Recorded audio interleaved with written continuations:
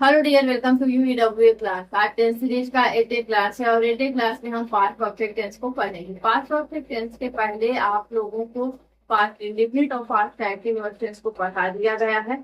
अगर आप लोगों से वो वीडियो मिस हो गई, वो आप लोगों ने नहीं देख पाया है, तो आप लोगों को घबराने की कोई बात नहीं है। आप लोगों के लिए डिस्क्रिप्शन में लिंक दे दिया गया है, तो आप वहां पे जाके पिछले वीडियो को देख लीजिए। पिछली वीडियो देखने से क्या होगा कि आपके जो माइंड सेट होगा वो क्लियर हो जाएगा। फास्ट में हम इस तरीके से इंडियन इंग्लिश ट्रांसलेट को करते हैं, ठीक है।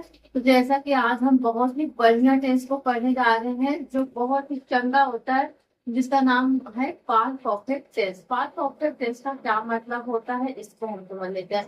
पास्ट परफेक्ट टेंस का मतलब होता है कि कोई भी काम जो आपका पास्ट में भी शुरू हुआ हो, यानी कि बीते हुए समय में शुरू हुआ हो और बीते हुए समय में ही खत्म हो गया हो, ठीक है, जिसका आज से कोई लेना देना ना हो। और इसमें आप लोग को एक टेंस और भी मिलता है जो कि पास्ट के पहले शुरू हुआ हो, पास्ट के भी पास्ट हो, वो भी टेंस हमें इसमें देखने को मिलता है। फॉर एग्जाम्पल, मैं खाना खा चुका था, मेरे आने से पहले वह जा चुके थे। इस तरीके से दोनों सेंटेंसेस को हम इंग्लिश बना के देखेंगे और आप लोग को भी बताएंगे किस तरीके से हम इन सेंटेंसेस के इंग्लिश को बनाते हैं और इनको बनाने के क्या रूल्स होंगे।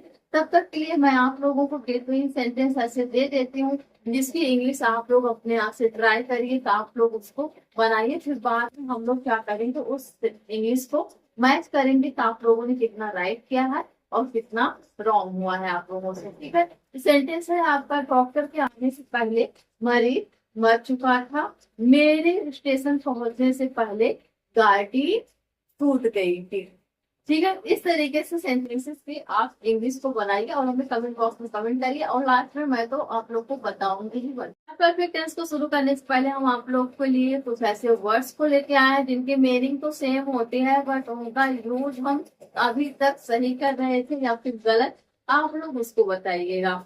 तो आपका वर्ड है सिक और इल, ठीक है। सिक का मतलब भी होता है बीमारी, इल का मतलब भी होता है बीमारी। जब भी आप लोग एप्लीकेशन लिखते हो तो आप लोग क्या लिखते हो, today I am ill so I am can not coming to school, इसी तरीके से आप लोग लिखते हो।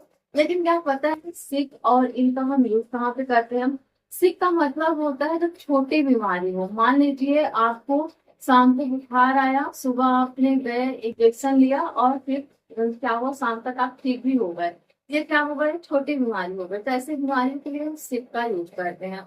और इन जो है वो एक लंबी बीमारी है जो लंबे समय तक चले, जल्दी ना ठीक हो। ऐसे ही एक वर्ड और है थिएटर और सिनेमा। थिएटर का मतलब होता है जहाँ लाइव प्ले होता है और सिनेमा का मतलब होता है जहाँ पे आपको फिल्म की शूटिंग दिखाई जा रही हो। जैसे कोई बंदा आपसे आके कहे कि आज सिनेमा में फिल्म लगी थी, तो फिल्म का मतलब होता है वहां पे शूटिंग को दिखा रहे हैं। जब शूटिंग कंप्लीट हो जाएगी तो हो जाती है मूवी, ठीक है। इस तरीके से अंग्रेजी में फर्क तो बहुत बहुत है, बस एक पढ़ने वाला चाहिए और कोई पढ़ाने वाला चाहिए।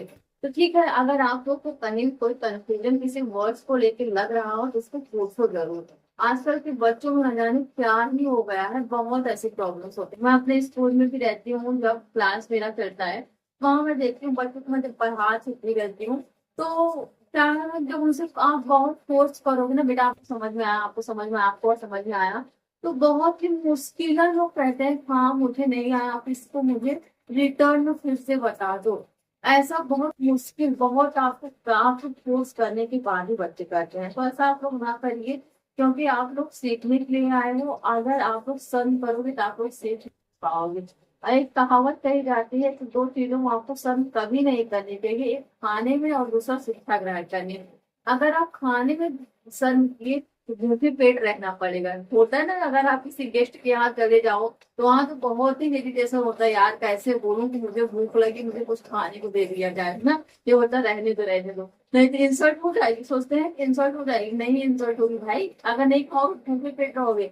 और वैसे ही अगर आप नॉलेज को ले रहे हो तो नॉलेज को आप पूरा गेन करो, जितना इसमें आप क्वेश्चन कर सकते हो आप क्वेश्चन करो, ठीक है।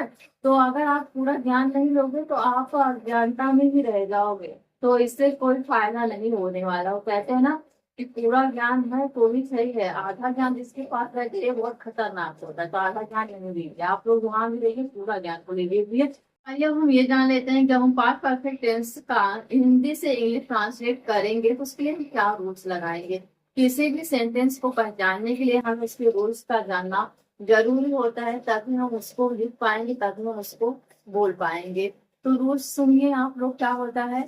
पास्ट परफेक्ट टेंस का रूल्स होता है सब्जेक्ट प्लस हेड यानी कि हेल्पिंग वर्ब प्लस वर्ब का थर्ड फॉर्म और प्लस ऑब्जेक्ट। ठीक है, सब्जेक्ट आपका चाहे जो हो, इसमें बहुत ही अच्छा ये है आप लोगों के लिए, कोई कंफ्यूजन नहीं है, कोई गुमराह करने जैसा कोई वर्ड नहीं है, क्योंकि इसमें आप लोगों को आंख बंद करके चाहे आपका सब्जेक्ट चाहे जो आ जाए, चाहे आई आ जाए, चाहे यू आ जाए, चाहे वी आ जाए, चाहे दे आ जाए, चाहे ही सी इट या फिर किसी पर्सन का नाम आ जाए, आप इस सबके साथ हेड लगाना है उसका हेल्पिंग वर्ब, और उसके साथ आप लोग को वर्ब के थर्ड फॉर्म को लगा देने हैं, आंख बंद करके, कोई दिक्कत नहीं, कोई कंफ्यूजन नहीं। उसके बाद वर्ब को लगा, जब तक आप लोगों को वर्ब नहीं आएंगे तब तक आप लोग को लिए इंग्लिश बोलना या फिर इंग्लिश लिखना कतई संभव नहीं हो सकता है कि आप एक प्रॉपर इंग्लिश स्पीकर बन सकते हो या फिर आप उसकी अच्छे से राइटिंग कर सकते हो। इन दोनों के लिए हमें वर्ब आने ही आने चाहिए, तो आप लोग इसको याद कर लीजिए, रट लीजिए, जैसा मर्जी वैसा करिए, लेकिन आप तो वर्ब जरूर रेडी करके रखिए। ठीक है, फॉर एग्जाम्पल मैं खेल चुका था, आई हैड प्लेड, यहाँ पे प्लेड कैसे आ गया, प्ले जो है फर्स्ट फॉर्म है, प्ले का सेकंड फॉर्म होता है प्लेड और थर्ड फॉर्म भी होता है प्लेड। ठीक है, तुम खेल चुके थे, यू हैड प्लेड, हम खेल चुके थे, वी हैड प्लेड, वह खेल चुका था, ही हैड प्लेड, वह खेल चुकी थी, सी हैड प्लेड, राम खेल चुका था, राम हैड प्लेड। इसी तरीके से और भी वर्ड्स आप ले सकते हो, जैसे राइट, राइट का सेकंड फॉर्म क्या होगा, हाँ हाँ रोट होगा, जिसको हम नहीं लिख सकते पास्ट परफेक्ट में, तो हम क्या लिखेंगे, हम रिटेन लिखेंगे। जिसका कैसे हम बनाएंगे, मैं लिख चुका था, आई हैड रिटेन, तुम लिख चुके थे, यू हैड रिटेन, हम लिख चुके थे, वी हैड रिटेन, वह लिख चुका था, ही हैड रिटेन, वह लिख चुकी थी, सी हैड रिटेन, राम लिख चुका था, राम हैड रिटेन। इस तरीके से आप और भी वर्ड्स ले सकते हो। ठीक है, मैं आप लोग को एक वर्ड्स देती हूँ जिनका आप लोग को बनाना है, क्या बनाना है, थिंक। ठीक है, थिंक से आप लोग को सेंटेंसेस की इंग्लिश ट्रांसलेट करनी है। मैं इसके थर्ड फॉर्म को आप लोग को नहीं बताने वाली हूँ, इसे आप लोग को स्वयं से करना है, लेकिन हाँ इतना मैं जरूर आप लोग को बता देती हूँ, यहाँ पे आप लोग थिंक थिंकट थिंकट नहीं कर सकते हैं। थिंकट थिंकट अगर आप करेंगे तो ये गलत होगा, तो आप लोग सोचिए क्या होगा। ठीक है, चलिए आपका सेंटेंस है, मैं सोच चुका था, इसका हम कैसे बनाएंगे, हाँ बिल्कुल सही, आई हैड थॉट, क्या होगा इसका, थिंक का थर्ड फॉर्म क्या होता है, थॉट होता है, सेकंड फॉर्म भी थॉट ही होता है। ठीक है, तुम सोच चुके थे, यू हैड थॉट, हम सोच चुके थे, वी हैड थॉट, वह सोच चुका था, ही हैड थॉट, वह सोच चुकी थी, सी हैड थॉट, राम सोच चुका था, राम हैड थॉट। अब हर एक चीज में आप लोग इसी तरीके से सब्जेक्ट लगाइए, चाहे जो सब्जेक्ट जो मर्जी सब्जेक्ट आ जाए उसको लगा लीजिए, और हर एक सब्जेक्ट के साथ आप फिर वो क्या लगाओगे, हाइड ही लगाओ, अकेला है ना तो अकेला ही राज करेगा, सबके साथ करेगा, ये सबके साथ एडजस्ट कर लेगा, कोई प्रॉब्लम नहीं होती इसको। ठीक है, तो आप हेड लगाओ और वर्ब का थर्ड फॉर्म लगाओगे परफेक्ट, परफेक्ट चाहे जिस टेंस का हो आपको वर्ब का थर्ड फॉर्म लगाना है, फॉर्म्स को लेके भी कोई भी आपको झंझट नहीं करनी है, कोई मगजमारी नहीं है। तो आप लोग इसको आप लोग अपने ट्रांसलेशन में शामिल करिए और हमें कमेंट बॉक्स में कमेंट करके जरूर बताइए कि आप लोगों ने कितने सारे सेंटेंसेस को ट्रांसलेट किया है पास्ट परफेक्ट टेंस में। तब तक के चलिए हम यहाँ पे कुछ और एग्जाम्पल्स को देख लेते हैं और इनकी इंग्लिश बना के सीखते हैं। तो यहाँ पे जो एग्जाम्पल लिखा गया है वो लिखा गया है, वह टिकट खरीद चुका था, वह टिकट खरीद चुका था, इसकी इंग्लिश जब हम बनाएंगे हम क्या लिखेंगे, हम लिखेंगे सबसे पहले अपने सब्जेक्ट को ही, उसके बाद हेल्पिंग वर्ब हमारा है हैड लगा देंगे, फिर उसके बाद यहाँ पे खरीदना, वर्ब का थर्ड फॉर्म में लगाना है, बाई का मतलब होता है खरीदना, तो बाई को हम यहाँ पे लगाएंगे नहीं क्योंकि आप लोग को रूल्स पता है, रूल्स क्या है, थर्ड फॉर्म में लगाना। ठीक है, तो buy bought bought, third form क्या होता है, बाउट। बाउट का मतलब होता है खरीदा, यहाँ पे हम क्या लिखेंगे, बाउट लिखेंगे। ठीक है, द टिकट। इस तरीके से आप इनकी इंग्लिश को ट्रांसलेट करोगे। अगला जो है वो है, वह घर आ चुका था। वह घर आ चुका था, इसके लिए हम क्या लिखेंगे, वी, क्योंकि लड़का है यहाँ पे है। फिर उसके बाद हम क्या यहाँ पे लिखेंगे, आना, मतलब क्या होता है, कम, केम, कम। ठीक है, थर्ड फॉर्म क्या होता है, कम होता है, तो यहाँ पे हम क्या लिखेंगे, कम इट होम। ठीक है, इस तरीके से आप इसके इंग्लिश को बनाएंगे। अगला जो सेंटेंस है वो है, हम नाश्ता कर चुके थे। इसकी इंग्लिश हम बनाएंगे, we had taken, take, take, take, took, taken. ठीक है, टेक, टुक, टेकन, यहाँ पे थर्ड फॉर्म क्या लगा है, टेकन, ब्रेकफास्ट। ठीक है, ब्रेकफास्ट। अगला जो सेंटेंस है वो है हमारा, वह सच समझ चुका था। इसके लिए हम लिखेंगे ये। ठीक है, अब समझने के लिए क्या होता है, अंडरस्टैंड। अंडरस्टैंड का सेकेंड फॉर्म अंडरस्टूड, और थर्ड फॉर्म भी क्या होता है, अंडरस्टूड। ठीक है, तो यहाँ पे हम क्या लिखेंगे, अंडरस्टूड द रूट। ठीक, इस तरीके से आप इंग्लिश को बनाएंगे।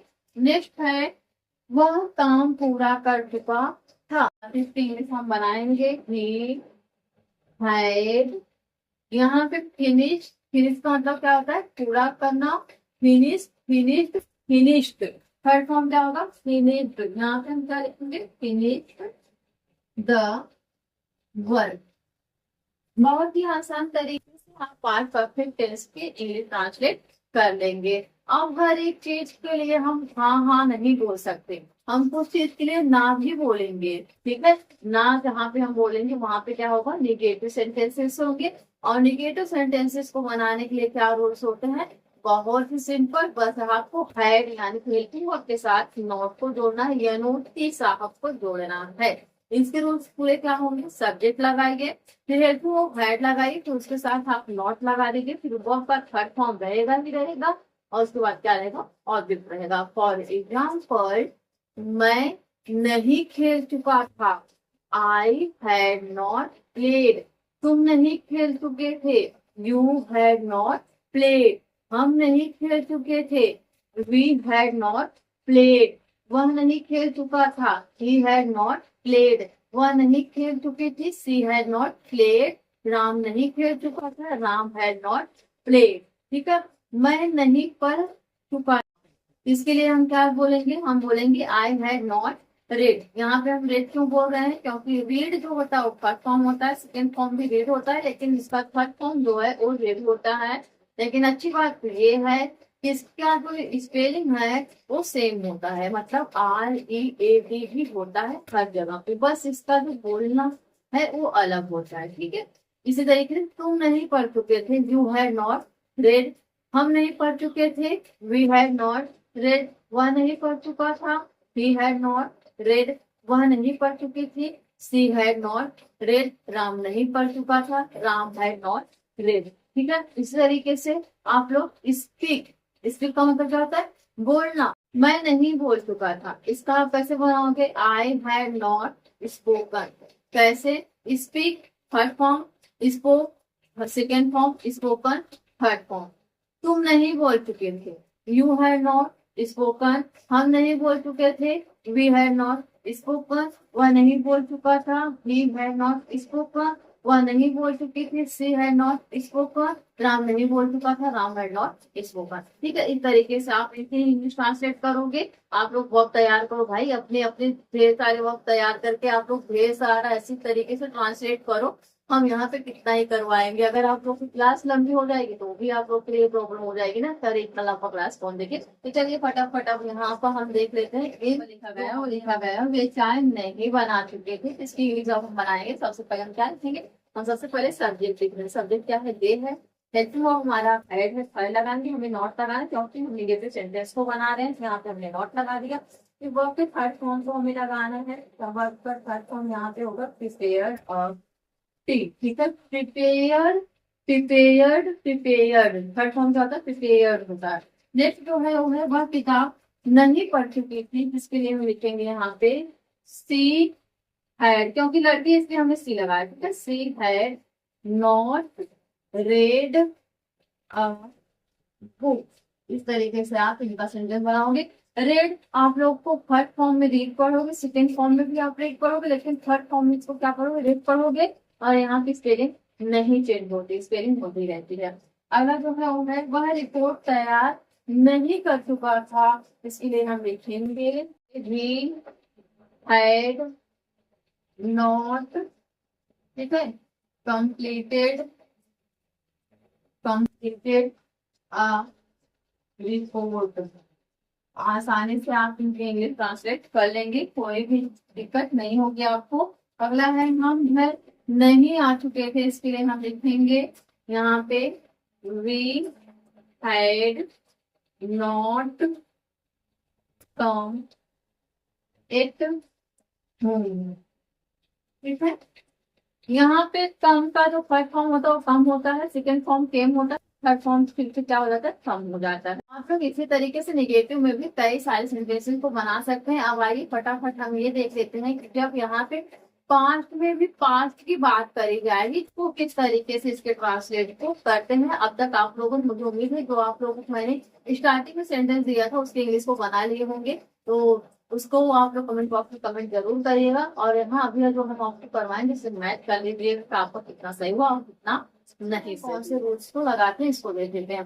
तो सबसे पहले अगर आपके सेंटेंस में पहले शब्द आ रहा है, फॉर एग्जाम्पल तुम्हारे स्टेशन पहुंचने से पहले वह टिकट ले चुका था, इसके लिए हम क्या, कौन सा रूल लगाएंगे? इसके लिए हम रूल लगाएंगे सब्जेक्ट हैड वर्ब का ऑब्जेक्ट और सेकेंड सेंटेंस को लगाएंगे, ठीक है। तो यहाँ पे देखिए लिखा भी गया है तुम्हारे स्टेशन पहुंचने से पहले वह टिकट ले चुका था, तो इसकी इंग्लिश हम किस तरीके से बनाएंगे? हम बनाएंगे we had taken the tickets before, पहले शब्द में क्या लगा है? Before you reach the station. इस तरीके से अगला जो सेंटेंस है वो है श्याम कल तुम्हारे पास नहीं गया था। मान लीजिए आप किसी से बता रहे हो कि श्याम कल तुम्हारे पास नहीं गया था, तो इसलिए हम क्या बताएंगे?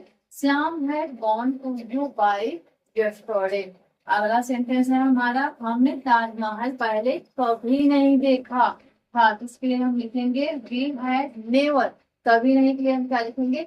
Never seen the Taj Mahal before. और इस तरीके से अगला सेंटेंस हमारा सूर्य निकलने के बाद मैं नहीं पढ़ सका।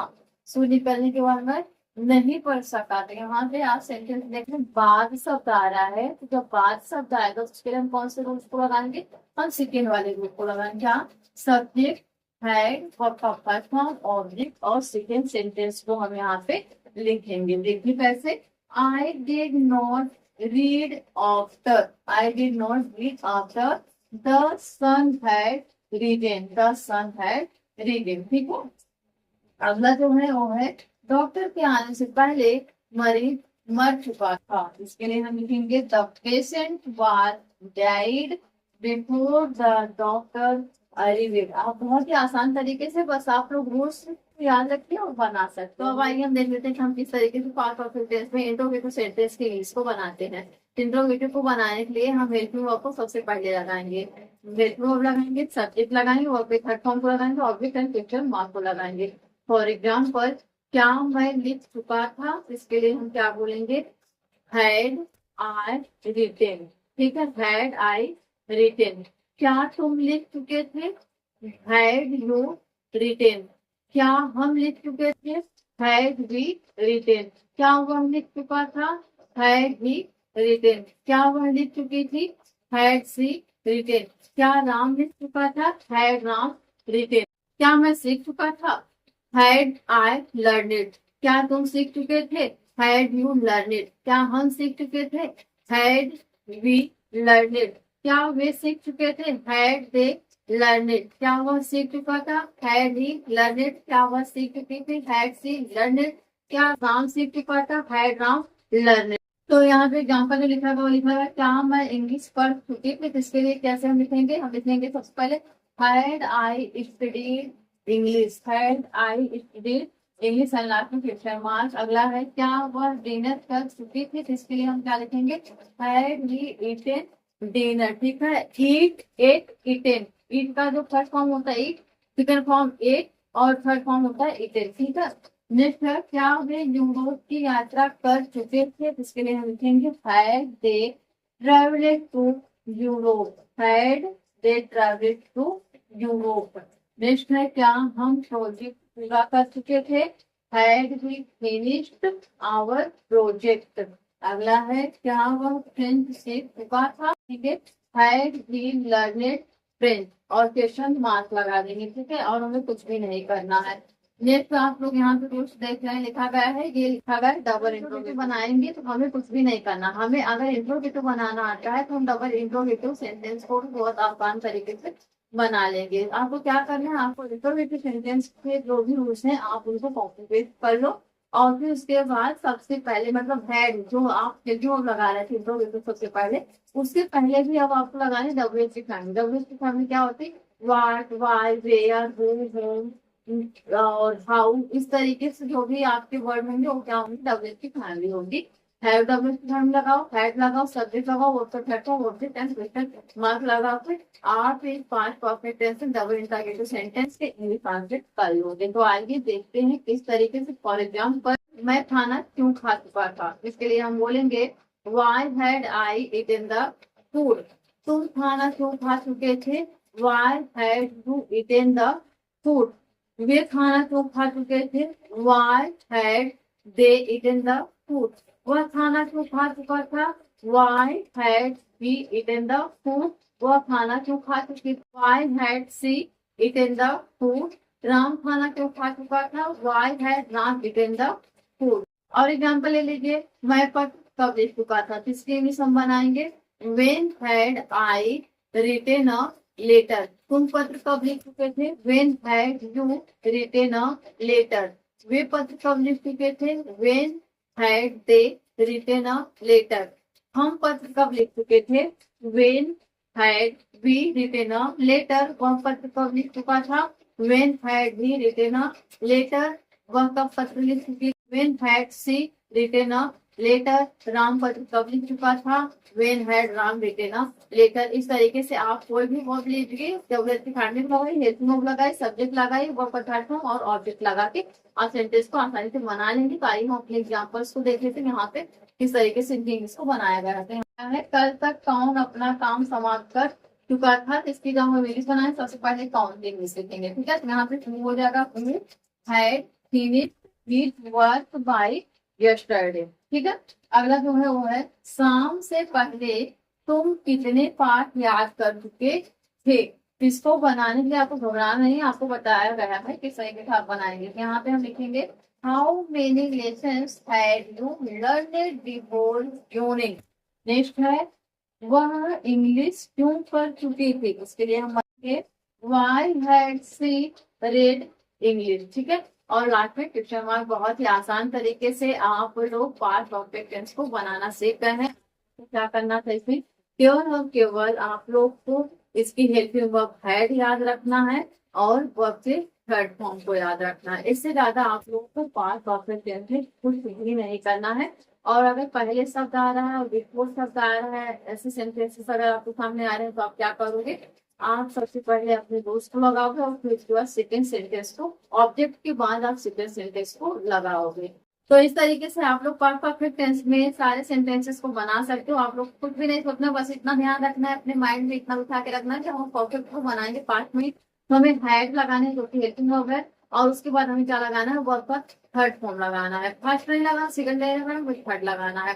और ये तभी पॉसिबल हो सकता है जब आप लोग ढेर सारे वर्ब्स को याद कर लेंगे। जितना ज्यादा वर्ब आप लोग याद करेंगे, जितना ज्यादा आप लोग की जुबान पे वर्ब रहेगा, उतना ही ज्यादा आप लोग को इंग्लिश को लिखने में, इंग्लिश को पढ़ने में, बोलने में कहीं भी आप लोग को कोई प्रॉब्लम नहीं होगी। आप लोग पूरे कॉन्फिडेंस के साथ इसको बोल सकेंगे। और आप लोग को जो यहाँ पे होमवर्क दिया जा रहा है इसको आप लोग जरूर करिए और अपने आप से ही करिए। अगर आपको कोई प्रॉब्लम हो रही हो, नहीं समझ में आ रहा है, नहीं कर पा रहे हैं, तो आप कमेंट बॉक्स में उसको कमेंट करिए। नहीं आ रहा है, आपको उसका रिप्लाई दे दिया जाएगा। मैंने क्लास के स्टार्टिंग में आप लोग को बताया, शिक्षा ग्रहण करने में और खाना खाने में कभी भी सर्व नहीं करना चाहिए। तो आप लोग सर्व बिल्कुल नोट करें, बिना किसी इरिटेशन के आप लोग अपने क्वेश्चन को पूछिए, आपको रिप्लाई उसका जरूर मिलेगा। आप लोग हमें अपना फीडबैक जरूर दें कि आपको ये क्लास कैसी लगी। अगर क्लास पसंद आई हो तो आप इसको लाइक, सब्सक्राइब और शेयर जरूर करें।